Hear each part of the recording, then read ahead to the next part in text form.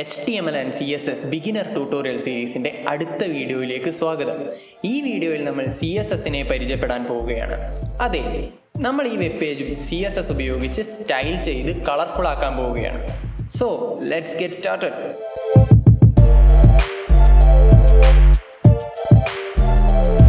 ആദ്യമേ തന്നെ എന്താണ് CSS എന്ന് നോക്കാം. CSS എന്നാൽ കാസ്കേഡിംഗ് സ്റ്റൈൽ ഷീറ്റ്സ് എന്നതിൻ്റെ ഷോർട്ട് ഫോമാണ്. HTML പേജ് സ്റ്റൈൽ ചെയ്യാൻ ഉപയോഗിക്കുന്ന ഒരു ലാംഗ്വേജ് എന്ന് വേണമെങ്കിൽ CSSനെ വിശേഷിപ്പിക്കാം. ഈ വീഡിയോ കണ്ടു തീരുമ്പോഴേക്കും നിങ്ങൾക്ക് CSS എന്താണെന്നും എന്തിനാണെന്നും ഒരു ബേസിക് ഐഡിയ കിട്ടുമെന്ന കാര്യം ഉറപ്പാണ്. CSS ഉപയോഗിച്ച് നമ്മൾക്ക് ഈ പേജ് കാണാൻ നല്ല ഭംഗിയുള്ള അല്ലെങ്കിൽ കുറച്ചുകൂടി കളർഫുൾ ആയ ഒരു പേജാക്കി തീർക്കാം.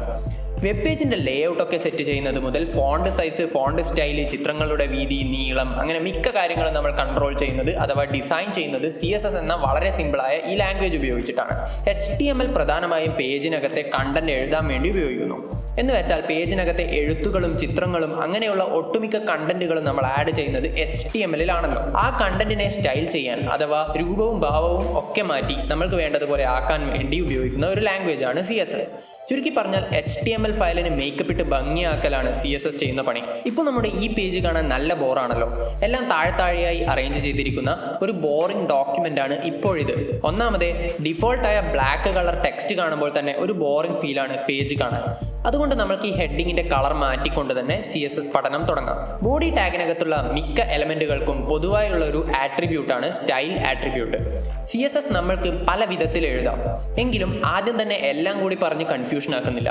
അതുകൊണ്ട് ഇപ്പോൾ നമ്മൾക്ക് സ്റ്റൈൽ ആട്രിബ്യൂട്ട് ഉപയോഗിച്ച് ഈ എലമെന്റ്സ് ഒക്കെ സ്റ്റൈൽ ചെയ്യാം. അപ്പോൾ നമുക്ക് ഹെഡിങ്ങിന്റെ കളർ മാറ്റുന്നത് എങ്ങനെയെന്ന് നോക്കാം. ഈ H1 ടാഗിന്റെ അകത്ത് വന്നിട്ട് ഞാൻ സ്റ്റൈൽ എന്ന് എഴുതുന്നു. ഈക്വൽ സൈൻ ഇട്ട ശേഷം ഡബിൾ കോട്ട്സിനകത്ത് ഞാൻ colour colon red semi colon എന്ന് എഴുതുന്നു. സേവ് ചെയ്തിട്ട് ഔട്ട്പുട്ട് എന്താണെന്ന് നോക്കാം. കണ്ടില്ലേ, ഇപ്പോൾ നമ്മുടെ ഹെഡിങ് റെഡ് കളറായി മാറി. ഈ ഡബിൾ കോട്ട്സിനകത്ത് കൊടുത്ത ഈ പാർട്ടാണ് നമ്മൾ CSS കോഡ് എന്ന് വിളിക്കുന്നത്. എന്ന് വെച്ചാൽ ഈ ഡബിൾ കോട്ട്സിനകത്ത് നമ്മൾ കൊടുക്കുന്നതിനെ മുഴുവനായാണ് നമ്മൾ CSS എന്ന് പറയുന്നത്. ഇവിടെ ഇപ്പോൾ colour colon red semi colon എന്നുള്ള മുഴുവനും ചേർത്താണ് നമ്മൾ എഴുതിയ CSS കോഡ്. ഇവിടെ കളർ എന്നതിനെ നമ്മൾ CSS പ്രോപ്പർട്ടി എന്നും റെഡ് എന്നതിനെ ആ പ്രോപ്പർട്ടിയുടെ വാല്യൂ എന്നും വിളിക്കുന്നു. ഇവ രണ്ടും കൂടി നമ്മൾക്ക് ഒരു പ്രോപ്പർട്ടി വാല്യൂ പെയർ എന്ന് വിളിക്കാം. ഇതുപോലെയുള്ള ഒരുപാട് പ്രോപ്പർട്ടി വാല്യൂ പെയറുകൾ ആണ് CSS കോഡ്. ഒരു പ്രോപ്പർട്ടി വാല്യൂ പെയറിനെ നമ്മൾ ഒരു CSS റൂൾ എന്നും വിളിക്കുന്നു. ഇനി നമുക്ക് ഈ ഹെഡിങ്ങിന്റെ ഫോണ്ട് സൈസ് ചേഞ്ച് ചെയ്യുന്നത് എങ്ങനെയെന്ന് നോക്കാം. ആദ്യത്തെ CSS റൂളായ colour colon red semicolon കഴിഞ്ഞ ശേഷം ഞാൻ ഇവിടെ font hyphen size colon 50 pixel semicolon എന്ന ഒരു റൂൾ എഴുതുന്നു. ഇപ്പോൾ നമ്മളുടെ സ്റ്റൈൽ ആട്രിബ്യൂട്ട് വാല്യൂ ആയി 2 CSS റൂളുകളാണ് ഉള്ളത്. സേവ് ചെയ്തിട്ട് ഔട്ട്പുട്ട് എന്താണെന്ന് നോക്കാം. ഇപ്പോൾ നമ്മുടെ ഹെഡിങ്ങിന്റെ ഫോണ്ട് സൈസ് മാറിയത് കണ്ടല്ലോ. ഇനി അത് ഞാൻ 10 പിക്സൽ എന്നാക്കുന്നു. ചെറുതായത് കണ്ടല്ലോ. ഹെഡിങ് ആയതുകൊണ്ട് നമുക്ക് 50 പിക്സൽ തന്നെ വെച്ചേക്കാം.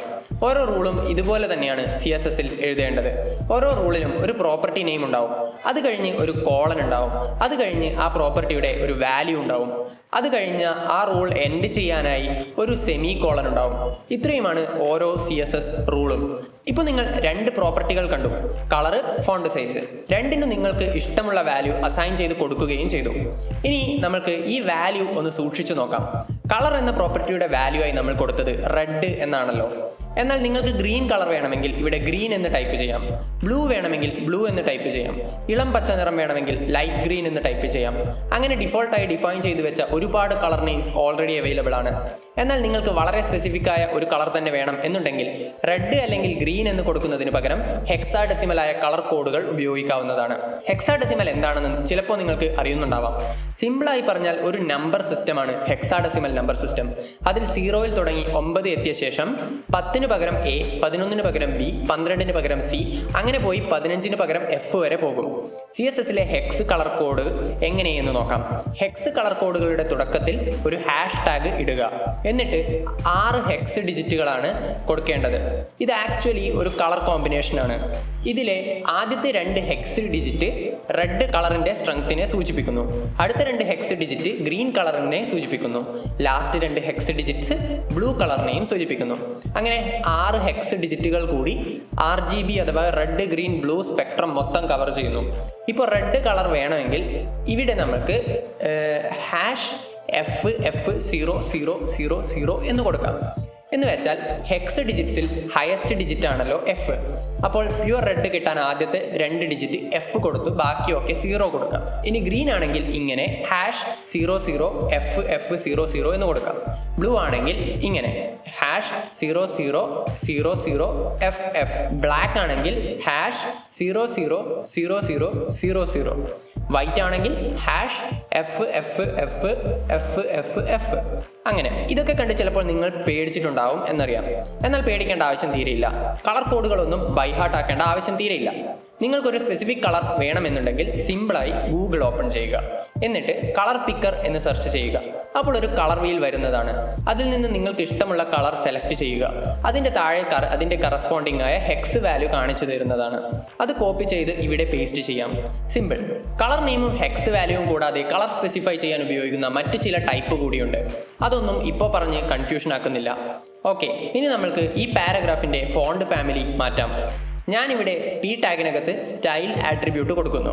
എന്നിട്ട് CSS എഴുതുന്നു. ഫോണ്ട് ഫാമിലി : ഏരിയൽ, സാൻസ് -സെരിഫ് എന്ന് കൊടുക്കുന്നു. ഇപ്പോൾ നമ്മുടെ ഫോണ്ട് മാറിയതായി കാണാം. ഇവിടെ എന്തിനാണ് 2 വാല്യൂകൾ കോമ ഇട്ട് കൊടുത്തത് എന്നാവും നിങ്ങൾ ആലോചിക്കുന്നത്. നിങ്ങൾ അവിടെ സ്പെസിഫൈ ചെയ്ത ഫോണ്ട് ഒരുപക്ഷെ പേജ് വിസിറ്റ് ചെയ്യുന്ന ഒരാളുടെ കമ്പ്യൂട്ടറിൽ ഇൻസ്റ്റാൾ ചെയ്തിട്ടുണ്ടാവില്ല.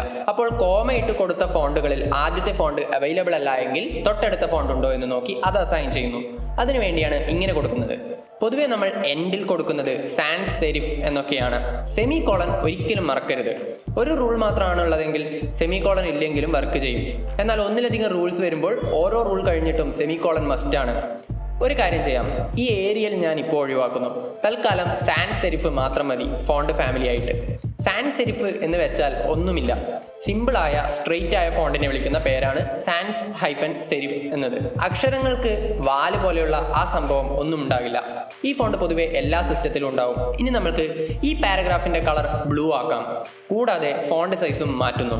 അല്ലെങ്കിൽ വേണ്ട, ഗൂഗിൾ കളർ പിക്കർ എടുത്ത് എനിക്ക് ഇഷ്ടപ്പെട്ട ഒരു കളർ ഞാൻ ചൂസ് ചെയ്യുന്നു.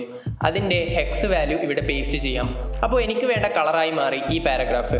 ഒരു കാര്യം ശ്രദ്ധിച്ചോ എന്നറിയില്ല, റൂൾസ് കൊടുക്കുമ്പോൾ പ്രത്യേകിച്ചൊരു ഓർഡർ ഒന്നുമില്ല. കളർ ആദ്യം തന്നെ കൊടുക്കണം എന്നൊന്നുമില്ല. റൂൾസ് ഡിഫൈൻ ചെയ്യുന്നത് പ്രോപ്പറായി ചെയ്താൽ മാത്രം മതി CSSൽ. ഇനി എന്തുകൊണ്ട് CSSന് കാസ്കേഡിംഗ് സ്റ്റൈൽ ഷീറ്റ് എന്ന നെയിം വന്നു എന്ന് നോക്കാം. ഈ ലാംഗ്വേജിന്റെ കാസ്കേഡിംഗ് പ്രോപ്പർട്ടി തന്നെയാണ് അതിന് കാരണം. Let me explain. ഇപ്പോൾ ഈ HTML നോക്കാം. ഇതിലെ ബോഡി എന്ന ടാഗിനകത്താണല്ലോ നമ്മൾ കണ്ടന്റ് മുഴുവൻ എഴുതിയത്. അപ്പോൾ ഓരോ കണ്ടന്റ് എലമെന്റിനും സ്പെസിഫിക് ആയി സ്റ്റൈൽ ചെയ്യുന്നതിന് പകരം നമുക്ക് ജനറൽ ആയ കാര്യങ്ങൾ ഈ ബോഡി ടാഗിനകത്ത് തന്നെ സ്റ്റൈൽ ആട്രിബ്യൂട്ട് കൊടുത്ത് എഴുതാവുന്നതാണ്. ഇപ്പോൾ ഈ പേജിലുള്ള എല്ലാ ഫോണ്ടും സാൻസ് സെരിഫ് ആവണം എന്ന് വിചാരിക്കുക. സിമ്പിളായി ബോഡി ടാഗിന്റെ സ്റ്റൈൽ ആട്രിബ്യൂട്ടിനകത്ത് അത് നമുക്ക് ഡിഫൈൻ ചെയ്യാം. എന്ന് വെച്ചാൽ ഇവിടെ ബോഡി ടാഗ് ആണല്ലോ എല്ലാ കണ്ടന്റ് എലമെന്റ്സിന്റെയും പാരന്റ് ടാഗ്. അതുകൊണ്ട് ഈ പാരന്റ് ടാഗിന് എന്തൊക്കെ സ്റ്റൈൽ പ്രോപ്പർട്ടീസ് ഉണ്ടോ അത് സ്വാഭാവികമായി അതിന്റെ എല്ലാ ചൈൽഡ് എലമെന്റുകൾക്കും കിട്ടുമല്ലോ. അത് തന്നെയാണ് ഇവിടെയും സംഭവിച്ചത്. ഓരോ ടാഗിന്റെ പ്രോപ്പർട്ടീസും അതിന്റെ ചൈൽഡ് എലമെന്റ്സിലേക്ക് ഇൻഹെറിറ്റ് ചെയ്തു പോകുന്നു. ഒരു കാര്യം ചെയ്യാം, ഞാനിപ്പോൾ ഈ H1 ടാഗിന്റെയും P ടാഗിന്റെയും നേരത്തെ കൊടുത്ത ചില സ്റ്റൈൽ പ്രോപ്പർട്ടീസ് ഇവിടെ നിന്നും കളയുന്നു. ഇനി നമുക്ക് ബോഡി ടാഗിന്റെ സ്റ്റൈൽ ആട്രിബ്യൂട്ട് വാല്യൂ ആയി CSS എഴുതാം. ആദ്യം ഞാൻ ബാക്ക്ഗ്രൗണ്ട് -color: black സെമികോളൻ എന്ന് സെറ്റ് ചെയ്യുന്നു. ബാക്ക്ഗ്രൗണ്ട് കളർ ബ്ലാക്ക് ആയി സെറ്റ് ചെയ്യുന്നു. ഇപ്പോൾ മൊത്തം പേജ് ബ്ലാക്ക് ആയത് കാണാം. ഇനി നമുക്ക് ബോഡി ടാഗിന് ഒരു ഡിഫോൾട്ട് ഫോണ്ട് കളർ സെറ്റ് ചെയ്യാം. പറയുമ്പോൾ ഫോണ്ട് കളർ എന്നാണെങ്കിലും ഈ പ്രോപ്പർട്ടി വെറും കളർ എന്നാണ്. കളർ വൈറ്റ് എന്ന് സെറ്റ് ചെയ്യാം. ഇപ്പോൾ നമ്മുടെ പേജിലെ എഴുത്തുകളെല്ലാം വൈറ്റ് ആയല്ലോ. പേജ് ബാക്ക്ഗ്രൗണ്ട് ബ്ലാക്കുമായി. പക്ഷെ എനിക്ക് ആ ഒരു ഹെഡിങ് മാത്രം ഓറഞ്ച് കളർ ആക്കണം എന്ന് വിചാരിക്കുക. വളരെ സിമ്പിൾ ആണ്. ആ H1 ടാഗിന്റെ CSSൽ കളർ ഓറഞ്ച് എന്ന് കൊടുക്കാം. എല്ലാ പ്രോപ്പർട്ടീസും ഇൻഹെറിറ്റ് ചെയ്തു വരുന്നു. എങ്കിൽ പോലും നമുക്ക് ഇന്നർ എലമെന്റ്സിന്റെ പ്രോപ്പർട്ടി വേണമെങ്കിൽ ഓവർ റൈഡ് ചെയ്യാവുന്നതാണ്. ഇത് തന്നെയാണ് കാസ്കേഡിംഗ് എന്നതുകൊണ്ട് ഉദ്ദേശിക്കുന്നത്. HTML പൊതുവെ ബ്രൗസർ റീഡ് ചെയ്യുന്നത് ടോപ്പ് ടു ബോട്ടം ആയിട്ടാണ്. സോ ഒരു പാരന്റ് എലമെന്റിന്റെ സ്റ്റൈൽ ഇൻഫർമേഷൻ ആദ്യം കാണുന്നു. ഇവിടെ നോക്കുകയാണെങ്കിൽ ബോഡിയിൽ ഡിഫൈൻ ചെയ്ത കളർ വൈറ്റ് ഒക്കെ ആദ്യം കാണുന്നു. അപ്പോൾ എല്ലാ ഫോണ്ടും വൈറ്റ് ആണെന്ന് തീരുമാനിക്കുന്നു.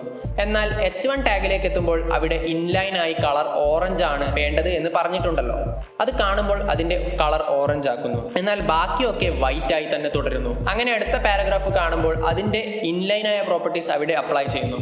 ഇങ്ങനെ ഇൻലൈൻ എലമെന്റ്സിന് പ്രോപ്പർട്ടീസ് ഓവർറൈഡ് ചെയ്യാൻ കഴിയുന്നു എന്നത് തന്നെയാണ് CSSന്റെ ഏറ്റവും പ്രധാനപ്പെട്ട ഒരു ഫീച്ചർ. അതുകൊണ്ടാണ് CSSന് കാസ്കേഡിംഗ് സ്റ്റൈൽ ഷീറ്റ് എന്ന നെയിം വന്നതും. ഈ വീഡിയോ CSSലേക്ക് കാലെടുത്ത് വെക്കാൻ വേണ്ടി ഉണ്ടാക്കിയ ഒരു സിമ്പിളായ ഇൻട്രൊഡക്ഷൻ മാത്രമാണ്. അതുകൊണ്ട് തന്നെ ഒരു ബേസിക് ഐഡിയ കിട്ടി എന്ന് കരുതുന്നു. അടുത്ത വീഡിയോയിൽ കൂടുതൽ കാര്യങ്ങൾ നോക്കാം. വീഡിയോ ഇഷ്ടമായ ലൈക്ക് ചെയ്യുക, കൂടുതൽ വീഡിയോകൾക്കായി സബ്സ്ക്രൈബ് ചെയ്യുക. ഇഷ്ടപ്പെട്ടില്ലെങ്കിൽ ഡിസ്ലൈക്കും ചെയ്യാം. സംശയങ്ങളും അഭിപ്രായങ്ങളും കമന്റ്സിൽ പങ്കുവെക്കുക. എക്സൈറ്റിംഗ് ആയ കൂടുതൽ വീഡിയോകളുമായി ഞാൻ വീണ്ടും വരുന്നതായിരിക്കും. അതുവരേക്കും this is me Nived Kanada signing of.